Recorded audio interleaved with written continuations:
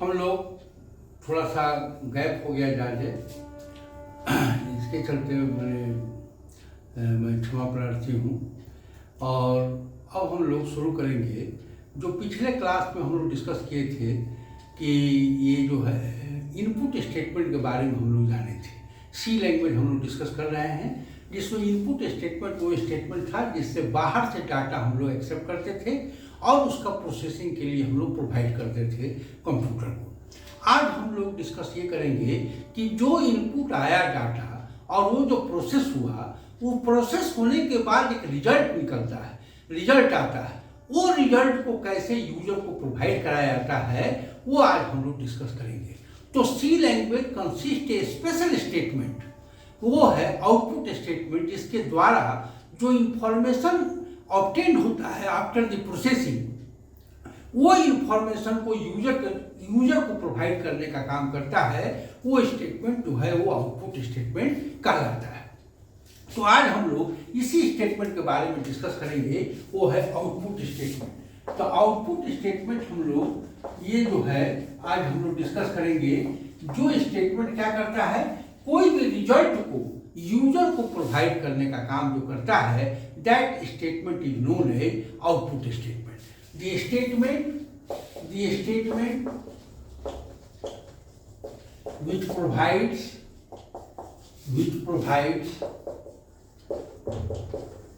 information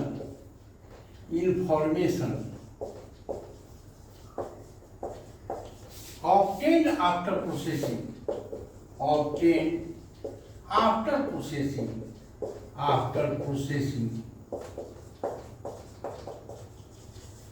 is known as output statement. उसी को हम लोग आउटपुट स्टेटमेंट कहते हैं। आउटपुट स्टेटमेंट ये जो है वो स्टेटमेंट जो रिजल्ट फाइंड आउट होता है और उस रिजल्ट को यूजर को प्रोवाइड करता है, that statement is known as output statement. अब आउटपुट स्टेटमेंट जो सी लैंग्वेज में प्रोवाइडेड है वो दो कैटेगरी में हम बांट सकते हैं। Output statement can be divided into two categories. पहला है अनफॉर्मेटेड स्टेटमेंट और दूसरा है फॉर्मेटेड स्टेटमेंट। तो आउटपुट स्टेटमेंट जो है this statement can be divided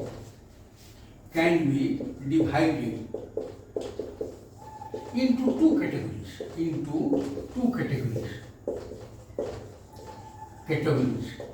ये पहला है जो है unformatted in output statement and second है फॉर्मेटेड आउटपुट स्टेटमेंट।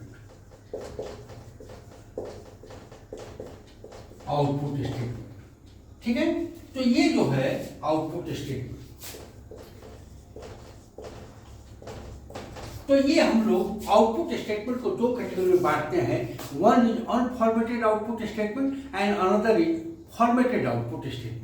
हम लोग जाने कि अनफॉर्मेटेड क्या होता है एंड फॉर्मेटेड क्या होता है। हालांकि इसके बारे में हम लोग डिस्कस इनपुट स्टेटमेंट में कर चुके हैं, लेकिन हम लोग फिर से जान लें कि अनफॉर्मेटेड वो स्टेटमेंट है जिसमें आउटपुट जो प्रोवाइडेड होता है वो without any pre defined format होता है। मतलब कि पहले से डिफाइंड फॉर्मेट नहीं होता है। कोई भी डाटा आ सकता है कि ये पहले से नहीं डिसाइड करते हैं कि इंटीजर आएगा कि फ्लोट आएगा कि स्ट्रिंग आएगा कि कैरेक्टर आएगा, ऐसा कुछ नहीं होता है। It just displays the output obtained after processing without any pre defined format. बिना किसी प्री डिफाइंड फॉर्मेट के ये प्रोवाइड कर देता है। और इसके लिए स्पेशली दो स्टेटमेंट, दो फंक्शंस जो कि conio.h के द्वारा ये सपोर्टेड होता है, दो फंक्शन यूज करते हैं। एक का नाम है पुट char और दूसरा का नाम है पुट s।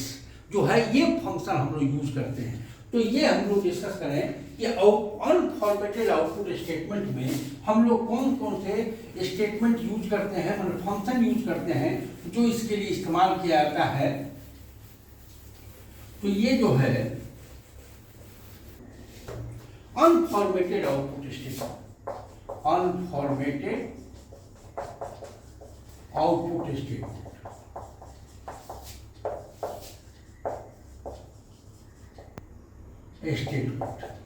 ये जो है अनफॉर्मेटेड वो आउटपुट स्टेटमेंट है जिसमें without any pre defined format के द्वारा जो है वो रिजल्ट को प्रोवाइड करने का काम करता है, that is known as unformatted. And for this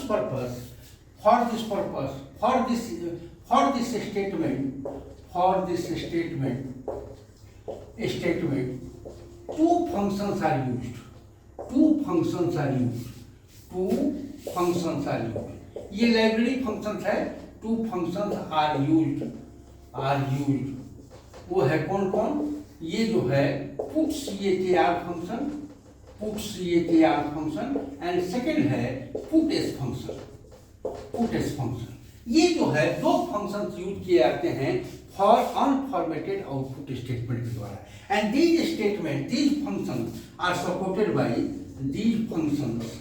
these functions are supported by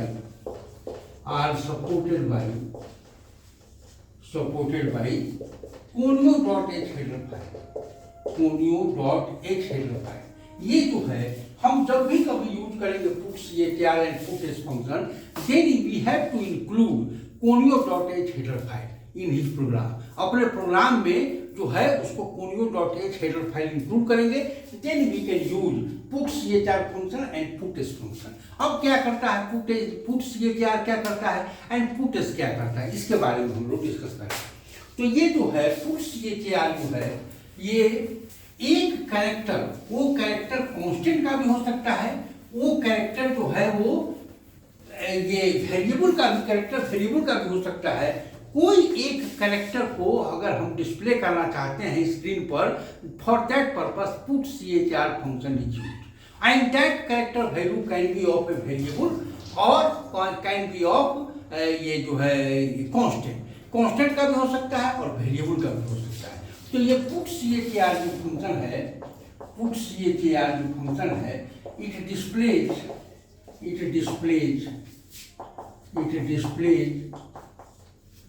the character value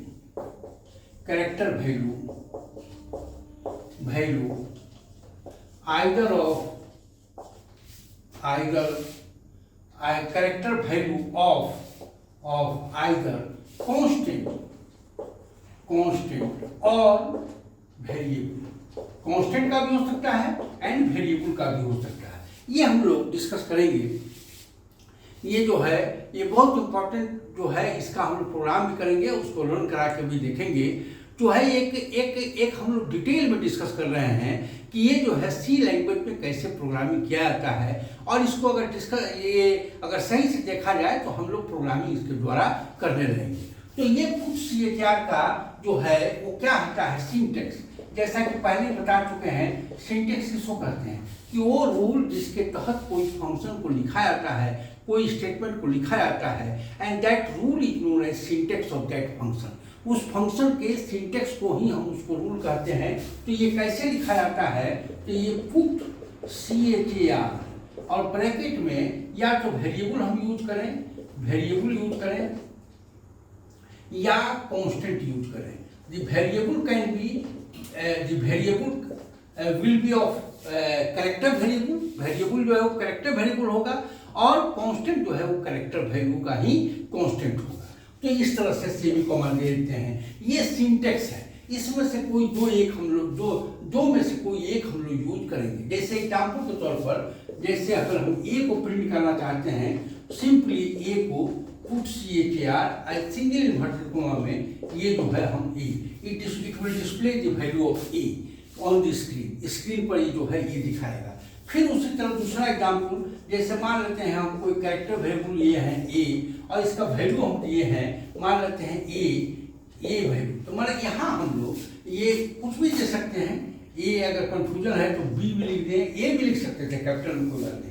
तो बी अगर हम ये यहाँ ए एक वेरिएबल हो गया और इसका वैल्यू क्या है, बी है, तो हम लोग विदाउट जब भी वेरिएबल हम यूज करेंगे तो सिंगल इन्वर्टेड कॉमा में इंक्लूड करने की जरूरत नहीं है। तो हम सिंपली एग्जाम्पल दे सकते हैं इस तरह से, putCHAR और ब्रैकेट में ए। तो यहाँ जो है ए वैल्यू क्या प्रिंट करेगा, बी प्रिंट करेगा, यहाँ बी प्रिंट करेगा, लेकिन ये वैल्यू क्या करेगा, ए करेगा। ये कांस्टेंट वैल्यू है, ये डायरेक्ट जो वैल्यू है ये इंक्लूड है सिंगल इन्वर्टेड कॉमा में, ये that will be printed directly. but here the variable of the value of a will be printed. ए का जो वैल्यू है वो प्रिंटेड होगा और वो है बी करेगा, क्योंकि हम वेरिएबल में जो है क्या लिए हैं, बी लिए हैं। इस तरह से जो है ये आउटपुट स्टेटमेंट यूज हम लोग करते हैं और उसमें एक फंक्शन यूज किए that is known as put CHR। मतलब ये जो है पुट और CHR में कोई ब्लैंक स्पेस नहीं होगा, पुट CHR डायरेक्ट हम लोग इस तरह से हम लोग एक कैरेक्टर वैल्यू को प्रिंट करना चाहते हैं तो we have to use put CHR function. अब है अगर हम स्ट्रिंग वैल्यू को प्रिंट करना चाहते हैं, मोर देन वन कैरेक्टर को अगर हम डिस्प्ले करना चाहते हैं तो for that purpose we have to use puts function. Puts function का हम लोग यूज करेंगे। तो ये पुटस फंक्शन क्या है, तो ये जो है ये पुटस फंक्शन एक स्ट्रिंग वैल्यू को डिस्प्ले करने के लिए करते हैं and that string value can also of either string variable और ऑफ स्ट्रिंग कांस्टेंट। ये जो है या तो स्ट्रिंग वेरिएबल का भी हो सकता है या स्ट्रिंग कांस्टेंट का वैल्यू को प्रिंट करें। तो यहाँ हम लोग पुटस फंक्शन जो है ये क्या करेगा, it displays the value of either string variable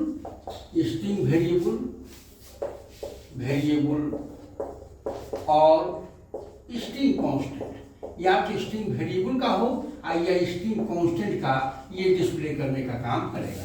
इसका सिंटेक्स जो है वही है, सिंपली है, ये हम लोग लिखते हैं पुटस और ब्रैकेट में या तो वेरिएबल देते हम लोग, वेरिएबल देते या कांस्टेंट देते हम लोग, जो भी हम लोग यूज करना चाहते हैं यूज कर सकते हैं। इस तरह से हम लोग यूज करेंगे। तो यहाँ जो है एक एग्जाम्पल के तौर पर हम देखें, जैसे अगर हम कांस्टेंट यूज करना चाहते हैं तो सिंपली करेंगे पुटस और ब्रैकेट में लिख देंगे वेलकम टू सी लैंग्वेज। ये जो है हम ये एक स्ट्रिंग हो गया, ये जो है और उसके बाद सेमीकोलन। तो ये जो है एक वेलकम टू सी लैंग्वेज एक स्ट्रिंग वैल्यू हो गया and it will be displayed on screen.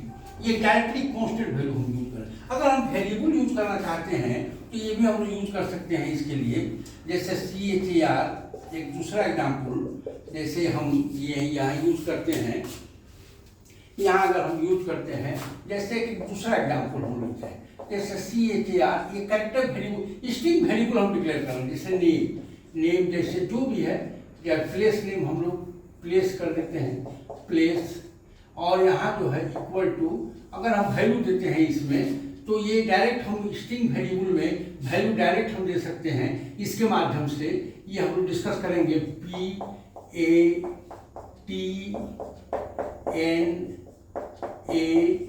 Patna मान लेते हैं। तो इस तरह से ये जो वेरिएबल है ये स्ट्रिंग वेरिएबल है और इसमें वैल्यू क्या रखना है हम लोग, सॉरी यहाँ जो है बिग ब्रैकेट में दे करके और यहाँ देते हैं। तो ये प्लेस जो है एक स्ट्रिंग वेरिएबल हो गया and it will display the and it will consist the value of Patna. Patna जो है ये वैल्यू रखने का काम करता है। ये स्ट्रिंग वेरिएबल है, ये बिग ब्रैकेट में हम इंक्लूड करते हैं और उसके बाद इक्वल टू दे करके it is the process of assigning the value to the variable. ये हम लोग बाद में डिस्कस करेंगे, जब असाइनमेंट स्टेटमेंट पढ़ेंगे तो इसके बारे में हम लोग डिटेल में डिस्कस करेंगे। तो ये अभी प्लेस जो है string variable it has consisted the value Patna. अब इसको हम डिस्प्ले करना चाहते हैं तो हम लोग सिंपली लिखेंगे, इसको कैसे लिखेंगे हम लोग, तो ये पुटस और ब्रैकेट में सिंपली प्लेस दे देंगे, तो ये क्या करेगा, ये डिस्प्ले करेगा पटना, ये डिस्प्ले पटना करेगा। तो इस तरह से हम लोग प्लेस स्ट्रिंग वेरिएबल है उसके वैल्यू को डिस्प्ले कर रहे हैं। तो यहाँ जो है वैल्यू डिस्प्ले होगा, प्लेस नहीं डिस्प्ले होकर के इसका जो वैल्यू होगा वो डिस्प्ले होगा। और पहले इसके हम लोग डिस्कस किए थे कि दैट इज द कांस्टेंट, जिसमें हम लोग welcome to C language directly हम लिखे और डबल इन्वर्टर को हम लिखे, तो ये हुआ। तो ये हो गया, हम लोग दो फंक्शन पढ़े and it is for unformatted output statement, ये दो हम लोग यूज। फिर से हम लोग अब डिस्कस करें फॉर्मेटेड आउटपुट स्टेटमेंट किसको कहते हैं।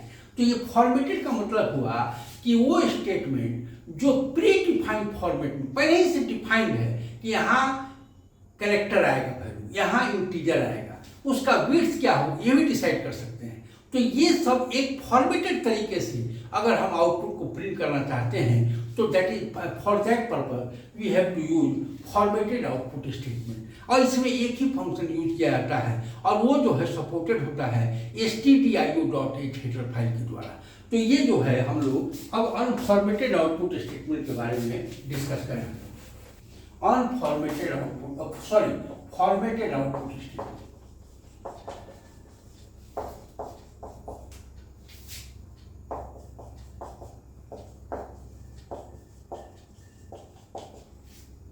फॉर्मेटेड वो है this statement displays information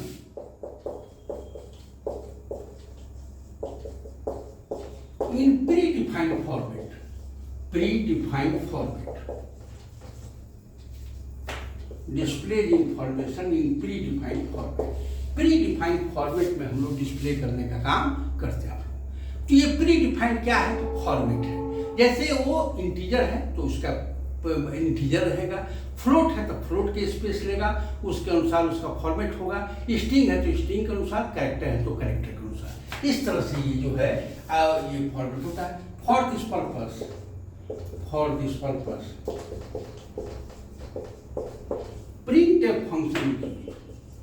printf function is used and it is supported by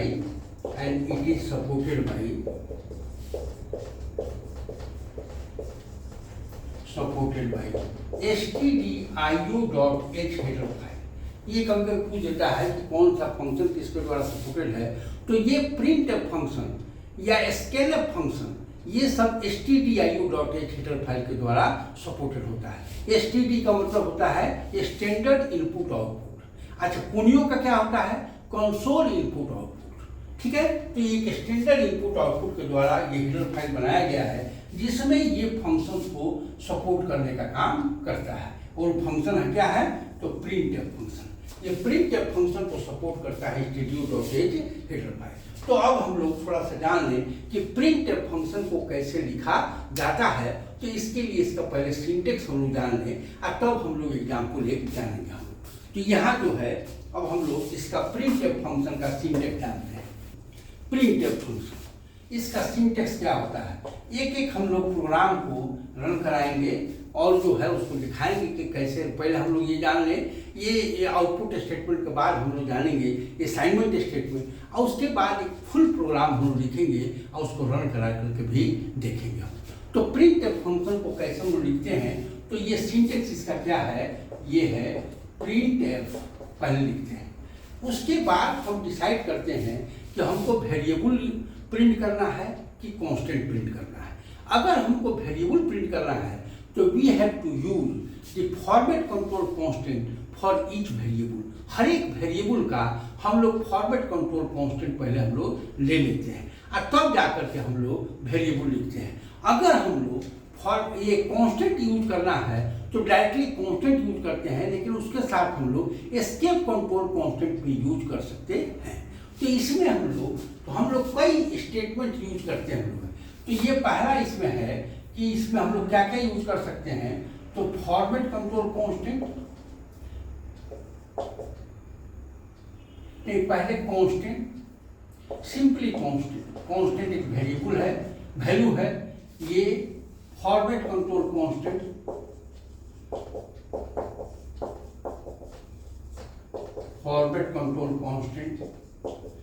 तीसरा है एस्केप कंट्रोल कांस्टेंट।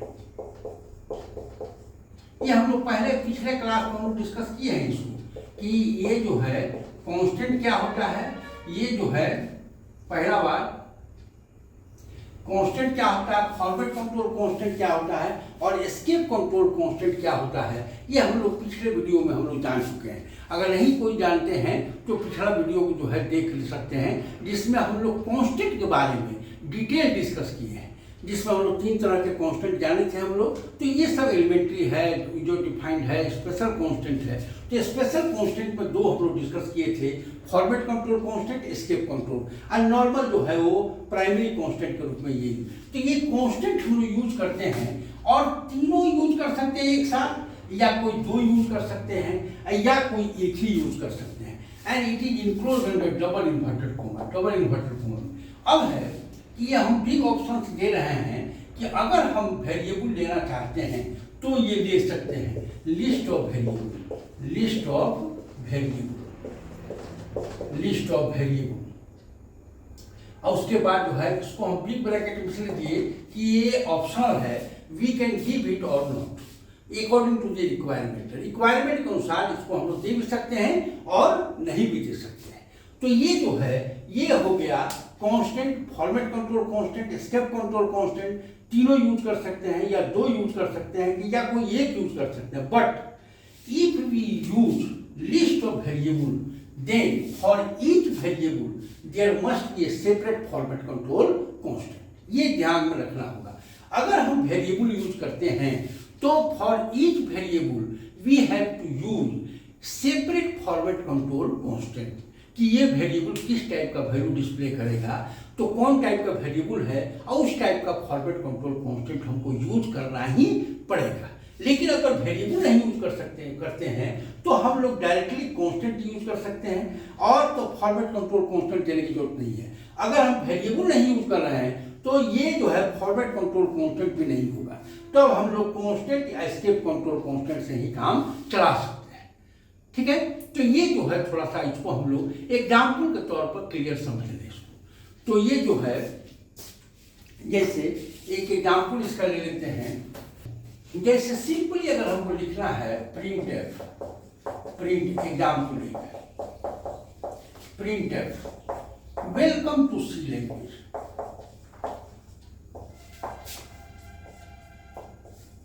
लैंग्वेज। ये जो है ये एक नॉर्मल कांस्टेंट है, प्राइमरी कांस्टेंट है, स्ट्रिंग वेरिएबल है, इसको हम डायरेक्ट प्रिंट कर दिए तो ये हो गया कांस्टेंट। ठीक है, यहाँ पे कुछ भी लिख सकते हैं एग्जाम्पल जैसे प्रिंट एफ,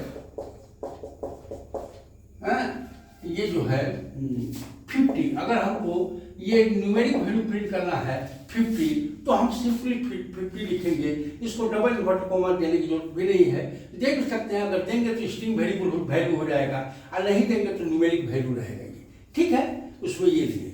अब हम लोग थोड़ा सा यूज करते हैं कि एस्केप कंट्रोल कांस्टेंट और न्यूमेरिक कंट्रोल जनरल कांस्टेंट को कैसे मिक्स करके हम लोग डिस्प्ले करेंगे। जैसे यहाँ ये एग्जाम्पल 3 दे दें, जैसे प्रिंट एफ, प्रिंट एफ अगर हम ये लिखते हैं \n, ये न्यू लाइन के लिए हम तो पहले इसको पढ़ चुके हैं हम लोग, वेलकम वेलकम, अब फिर न्यू लाइन में 2, फिर न्यू लाइन में सी लैंग्वेज, इस तरह से हम लोग यूज कर सकते हैं। तो यहाँ जो है एस्केप कंट्रोल कांस्टेंट हो गया और नॉर्मल कांस्टेंट हो गया। ये कैसे डिस्प्ले होगा, तो न्यू लाइन में है तो नया लाइन में आ जाएगा हमेशा, और यहाँ लिखेगा वेलकम वेलकम, फिर न्यू लाइन में है तो यहाँ लिखेगा 2, और फिर न्यू लाइन में है तो यहाँ लिखेगा सी लैंग्वेज। इस तरह से 3 लाइन में ये जो है ये प्रिंट करेगा। तो ये जो है क्योंकि बैक / लगाए हैं, सॉरी हाँ 2, तो यहाँ जो है बैक / तो एक न्यू लाइन में ये आएगा, दूसरे न्यू लाइन में 2 आएगा, तीसरे न्यू लाइन में सी लैंग्वेज आएगा। इस तरह से ये डिस्प्ले करने का काम करेगा। तो ये normal constant with escape control constant हम लोग यूज यहाँ किए। तो अब हम लोग ये तो हो गया कि एक सिंपली कांस्टेंट यूज किए, एक है constant with escape control constant, इसमें भी हम लोग और भी एस्केप कंट्रोल कांस्टेंट यूज कर सकते हैं। /t दे सकते हैं, /v दे सकते हैं। /t देंगे तो ये एक टाइमिंग के तहत 8 कॉलम के बाद जो है ये प्रिंट करेगा। इसी को अगर t देते हैं तो यहाँ वेलकम 8 कॉलम के बाद 2, 8 कॉलम के बाद सी लैंग्वेज, इस तरह से प्रिंट करें। इस तरह से हम लोग ये काम किए। हम ये सब हम लोग पिछले क्लास में डिस्कस कर चुके हैं कि what is the escape control constant, what is the format control constant. ठीक है, तो ये जो है तो हम लोग थोड़ा सा इसको, ये तो हो गया एक जनरल कांस्टेंट, दूसरा हो गया एस्केप कंट्रोल कांस्टेंट है कांस्टेंट। अब हम लोग तीनों मिक्स करें, मतलब फॉर्मेट कंट्रोल कांस्टेंट भी यूज करें हम लोग, तो कैसे यूज करेंगे हम? तो ये हम लोग जैसे एग्जाम्पल के तौर पर हम लिखना चाहते हैं सम इक्वल टू, जैसे सम का जो वैल्यू आए वो हम लोग लिखना चाहते हैं। जैसे मान लेते हैं सिंपली एक एग्जाम्पल देते हैं, जैसे इंट a, b, s, तो ये जो है एक वेरिएबल हो गया, 3 वेरिएबल ये ए बी और एस। हम ए में 10 डाल दिए, बी में हम लोग 20 डाल दिए और S equal to A plus B कर दिए। ये हम लोग डिस्कस करेंगे असाइनमेंट स्टेटमेंट में, हम डिस्कस करेंगे फिर से इसको। तो ये एस का वैल्यू क्या हो जाएगा, 30 हो जाएगा, 10 प्लस 20 हो जाएगा, 30 हो जाएगा। तो अब इसको अगर हम सम प्रिंट करना चाहते हैं तो कैसे लिखेंगे, तो प्रिंट एफ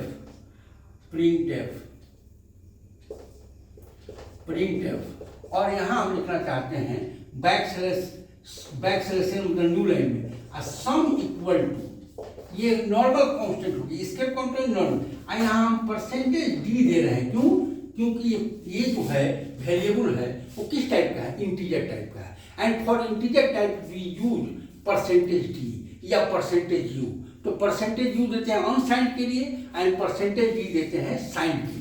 तो ये जो है परसेंटेज डी लिखे, उसका क्लोज कर पहला कॉमा एस, यहाँ एस वेरिएबल है तो एस का वैल्यू क्या है 30।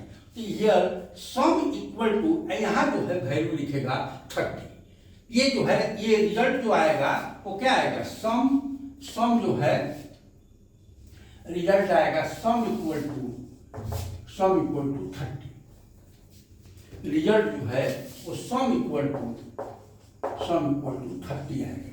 इस तरह से यहाँ हम लोग क्या क्या यूज किए, एस्केप कंट्रोल कांस्टेंट यूज किए, यहाँ नॉर्मल कांस्टेंट यूज किए और यहाँ फॉर्मेट कंट्रोल कांस्टेंट यूज किए और इस वेरिएबल के वैल्यू को हम लोग प्रिंट कर दिए। इस तरह से जितना भी वेरिएबल अगर हम लेंगे उस टाइप का, जैसे कोई फ्लोट है, कोई इंटीजर है, कोई ये है स्ट्रिंग है, तो उसके अनुसार हम फॉर्मेट कंट्रोल कांस्टेंट यूज करते हैं हम लोग। तो इस तरह से हम लोग ये काम कर रहे हैं। तो ये जो है एक हो गया आउटपुट स्टेटमेंट, जिसमें हम लोग अनफॉर्मेटेड फॉर्मेटेड जाने हम लोग। आगे हम लोग और भी एग्जाम्पल इसका लेंगे, लेकिन नेक्स्ट क्लास से हम लोग शुरू करेंगे असाइनमेंट स्टेटमेंट, जिसमें हम लोग कैलकुलेशन का काम, ट्रांसफरिंग का काम, वैल्यू को ट्रांसफर करने का काम, ये सारा हम लोग डिस्कस करेंगे। लेकिन नेक्स्ट क्लास में तब तक धन्यवाद, थैंक यू।